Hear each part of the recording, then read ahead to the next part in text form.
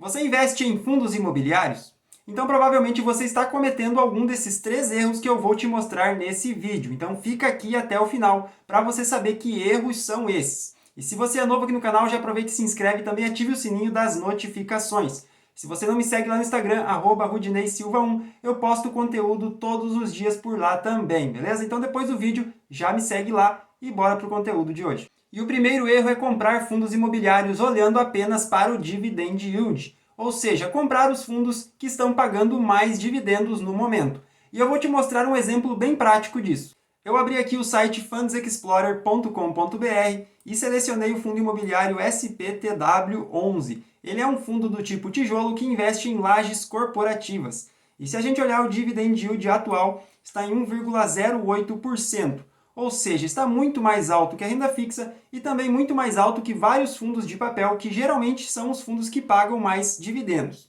Então, se você olhasse apenas para o dividend yield, você ia achar que ele é um bom fundo e provavelmente iria comprar para a sua carteira de investimentos. Mas investigando um pouco mais aqui dos motivos desse dividend yield e rolando o site mais para baixo, a gente chega aqui na quantidade de ativos que esse fundo possui no seu portfólio. E a gente vê que ele possui um ativo em um estado, ou seja, ele é monoativo e monorregião. E isso é um grande problema, porque se acontecer algum problema com aquele ativo ou com aquele inquilino que está alocando esse ativo, o fundo provavelmente vai parar de pagar dividendo por um bom tempo até conseguir alocar de novo esse ativo. Então esse é um dos motivos aí que levam as pessoas a errar comprando fundos imobiliários, é olhar somente o dividend yield, sem olhar o resto das informações que precisam ser vistas antes de comprar um fundo. O segundo erro é comprar apenas um tipo de fundo imobiliário, ou só fundos de tijolo, ou só fundos de papel.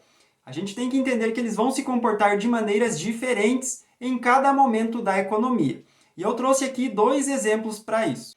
Esse gráfico aqui é o gráfico de dividendos do VILG11, um fundo de tijolo que investe em galpões logísticos.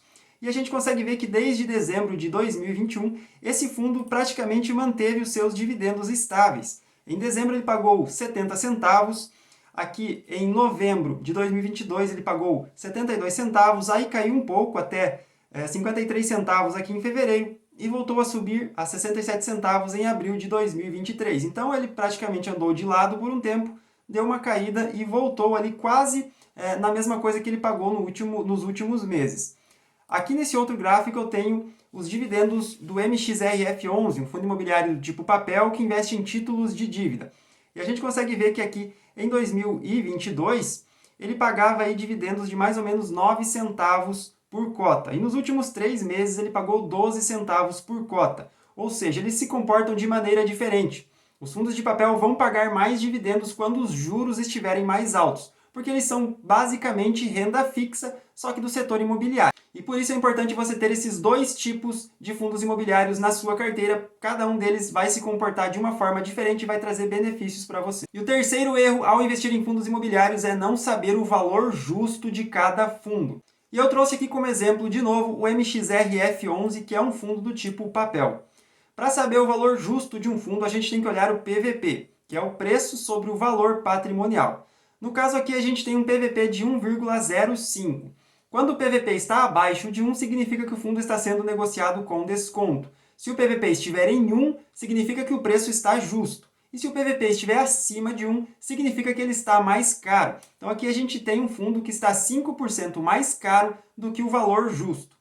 E nesse caso você tem que interpretar se vale a pena ou não você investir em um fundo que está mais caro, ou seja, ele está com um preço mais caro do que o valor dos seus ativos, dos ativos que ele possui na carteira. E para isso você tem que saber interpretar os dados.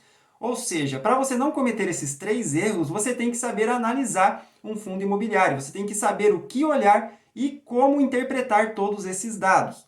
Eu posso te ajudar com isso. Eu criei um curso de fundos imobiliários que vai te ajudar a analisar tudo o que você precisa analisar antes de comprar um fundo imobiliário. Se você tem interesse, é só me seguir lá no Instagram, @rudineisilva1, e clicar no link da minha bio, vai ter mais informações para você sobre esse curso. E esse foi o vídeo de hoje. Se você gostou, já deixa o like e se inscreve aqui no canal, beleza? Muito obrigado por ter assistido e até o próximo vídeo.